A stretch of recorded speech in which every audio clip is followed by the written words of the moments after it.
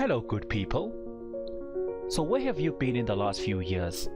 And it's not a trick question at all. However, I am sure that you have not been under a rock in the last few years. I am sure that you have noticed data analytics pretty much everywhere. So let's think about it some more. Smart algorithms are winning elections. Big data means big business. Companies are using information to target you in ways you never thought possible. Even influencing which candidate you are likely to vote for. Here's Joe Toohey with a special IT edition of The Big Idea.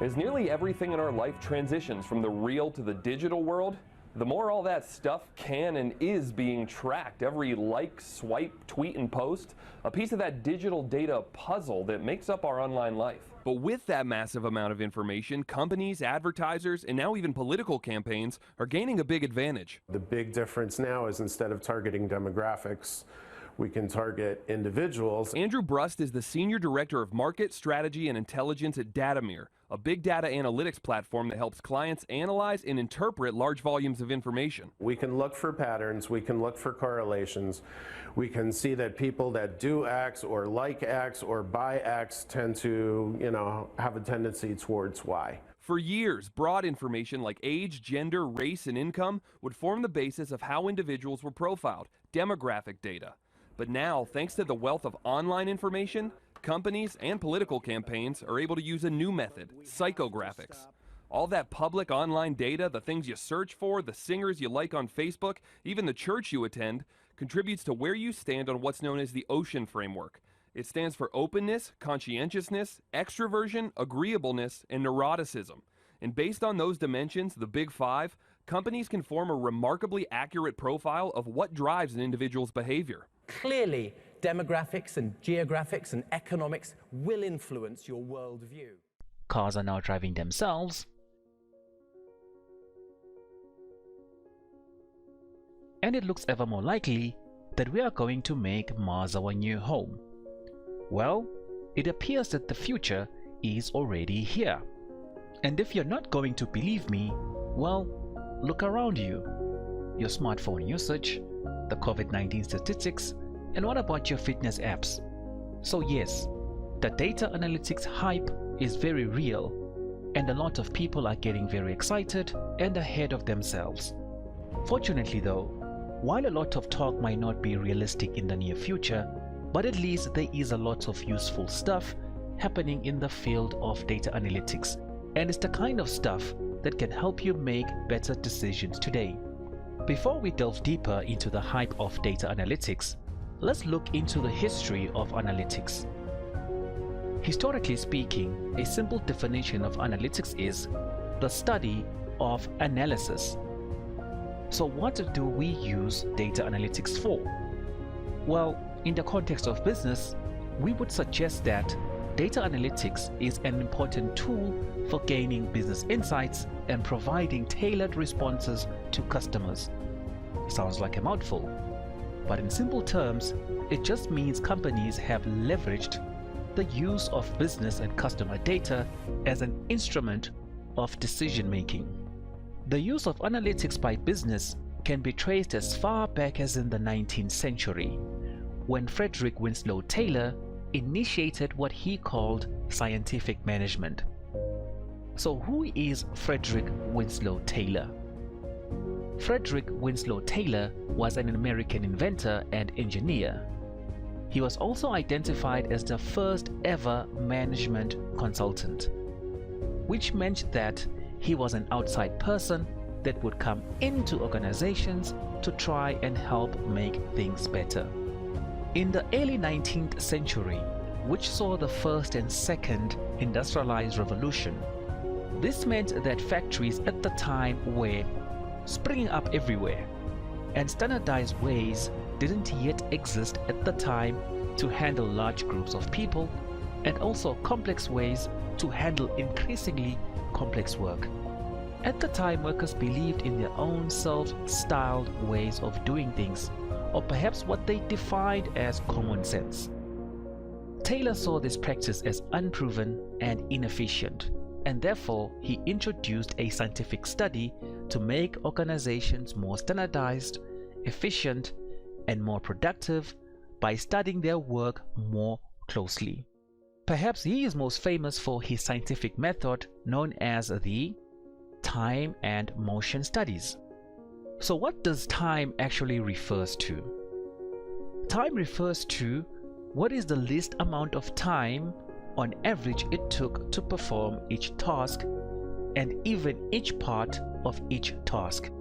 And motion refers to what were the fewest number of motions required for each small task. If you don't understand what motion is, well, you can look at it as a labor process, basically the actual process around to get each small task done. So basically, he wanted employees to work as if they were machines given his mechanical engineering background. Let's talk about his shovel experiments, which were a great example of his time and motion studies. As you can imagine, during those early times, the digging and moving of coal was a major part of an average worker in a typical factory. So the idea here is that instead of using whatever shovel that you may find, why don't we figure out the exact amount of weight a shovel should hold that can ensure the movement of coal the fastest way possible? And so he conducted experiments. He took 10 guys, lined them up, and gave them a pile of sand or coal, and he said, I want you to take this shovel, which held about 12 kilograms of coal or sand, and move your piles from here to over there. The distance between the 2 points were roughly about 3 meters. And so he kept track of everything using a clipboard and a timer.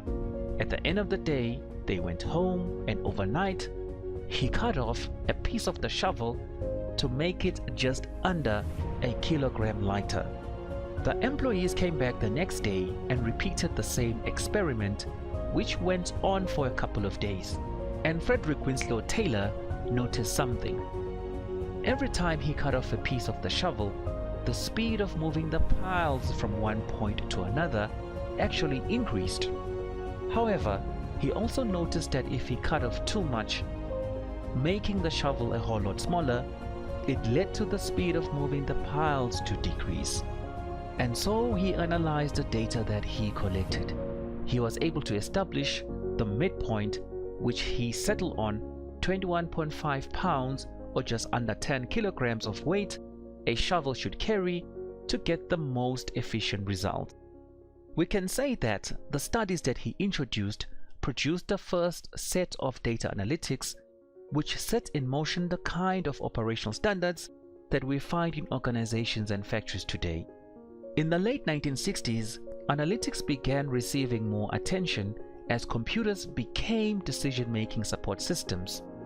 As researchers at Harvard and the Massachusetts Institute of Technology introduced the use of computers in the decision-making process. This use of analytics in the late 1960s and early 70s was made possible when IBM invented the first hard disk in 1956, which stored about 5 megabytes of data, and technologies such as floppy disks became more widespread. Well, if you can store data, then you can analyze it. But it wasn't until the late 1970s and also the early 90s where data analytics really started making an impact in business when the first relational database system emerged, such as the System R by IBM and Oracle by Oracle Corporation. In fact, this is around the time when terms such as data warehousing and business intelligence actually emerged. So, with the development of big data, data warehouses, the cloud, and a variety of software and hardware, data analytics has evolved significantly. Companies today are using data analytics to boost customer acquisition and retention. Some use big data for targeted advertising. As we go through the COVID-19 pandemic, many companies are using big data analytics for risk management. Companies want to be able to predict the future and, most importantly, on how to handle their businesses and investments to plan for a post-pandemic life or even yet another pandemic. Many other companies use data analytics as a driver of innovation and product development, which makes it easier to establish what the customers actually want. Now, these are only a few examples that I can potentially mention, and there are absolutely plenty more.